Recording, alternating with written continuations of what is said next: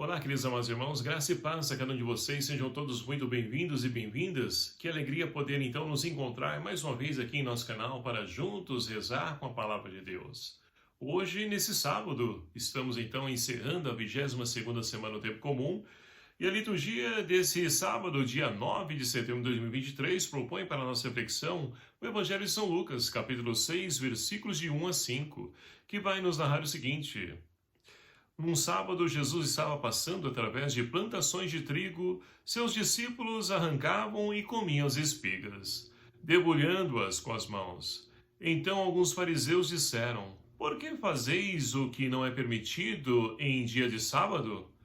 Jesus respondeu-lhes: Acaso vós não lestes o que Davi e seus companheiros fizeram quando estavam sentindo fome? Davi entrou na casa de Deus, pegou dos pães oferecidos a Deus e os comeu, e ainda por cima os deu a seus companheiros.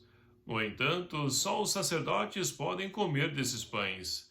E Jesus acrescentou: O Filho do Homem é Senhor também do sábado. Palavra da salvação. Glória a vós, Senhor. Amados irmãos e irmãs, estamos então finalizando essa 22ª semana do Tempo Comum e podemos então refletir sobre a riqueza que essa palavra de Deus então realiza na vida de cada um de nós. Quando, é claro, nós nos abrimos à ação dessa palavra. Estamos vivenciando o mês de setembro, o mês da Bíblia, onde a igreja propõe e nos convida a poder intensificar ainda mais a leitura constante da palavra de Deus. E assim também, não somente ler, mas rezar também com a palavra através da Lectio Divina, tudo isso nos enriquece e nos ajuda a poder então nos conformar com a imagem de Cristo. Pois, como dizia São Jerônimo, desconhecer as Escrituras é desconhecer a Cristo. Então nós precisamos alimentar a palavra de Deus para que nós possamos conhecer e entender a pessoa de Jesus Cristo em nossa vida. E assim, queridos amados irmãos, nós vamos acompanhando Jesus que vai então caminhando de cidade em cidade anunciando a Boa Nova. E no decorrer do caminho ele se depara com vários conflitos com pessoas que questionam e principalmente as autoridades religiosas. E uma grande multidão que ali então espera uma cura, uma graça, como nos dias de hoje. Mas o que nos chama a atenção nesse evangelho é que mais uma vez, Jesus está então caminhando com os discípulos sentem fome, e o que eles fazem para poder resolver isso? Ora, eles então passam na plantação de trigo, começam então a pegar as espigas do trigo, debulhando com as mãos e se alimentando do trigo. E assim então aquilo chama a atenção de quem? Ora, dos fariseus, que vão então questionar: por que fazeis o que não é permitido em dia de sábado? E Jesus que responde então ao invés dos discípulos. Vai dizer o seguinte: olha, por acaso vocês não recordam aquilo que Davi fez quando estava sentindo fome também com seus companheiros? Entrou lá no santuário, no Santo dos Santos, foi lá, pegou o pão oferecido, a carne oferecida, né, onde somente os sacerdotes podiam entrar, e compartilhou ainda com os aqueles que estavam ao seu lado. E assim, então, Jesus chama a atenção do grupo dos fariseus e também para nós. Por quê? Muitas vezes nós também não nos agradamos de poder ver pessoas que estão conseguindo saciar a sua sede, a sua fome, com coisas que muitas vezes não é permitido, porque não é dela, muitas vezes, né, não é a refeição correta, mas é o que eles têm. E ainda vamos repreender, brigar, falar mal, fazer fofoca.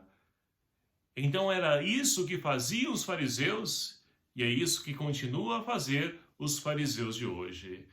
E nós, então, somos iluminados por Cristo através da sua palavra, para que nós possamos perceber que Jesus é o Senhor do tempo.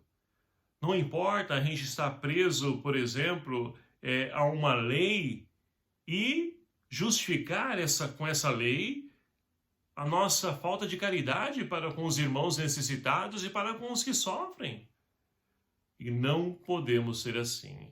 É preciso nos converter, é preciso melhorar e crescer em atitudes e testemunho. É isso que o mundo de hoje precisa. E para isso nós podemos olhar para a primeira leitura, onde Paulo escreve então para a comunidade dos Colossenses e vai dizer o seguinte: olha, vocês eram estrangeiros, mas agora vocês já são concidadãos dos santos, porque vocês foram justificados por Cristo na sua paixão, morte e ressurreição. Então vocês também já fazem parte desse povo dos escolhidos por Deus para poder atingir, alcançar a santidade.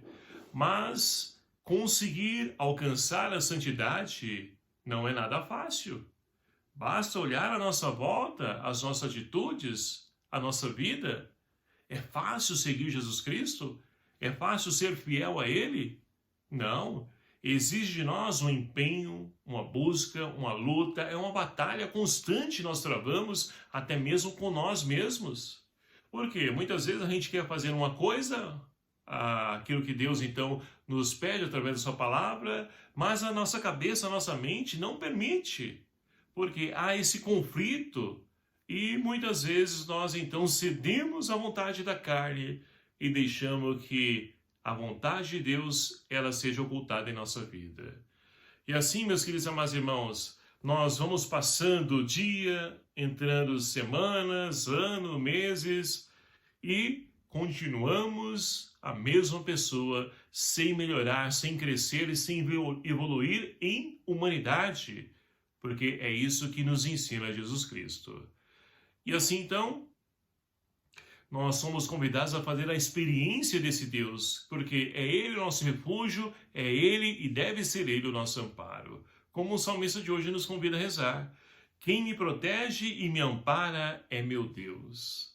Mas olhando para esse salmo, será que de fato, para a minha vida, é Deus realmente o meu amparo?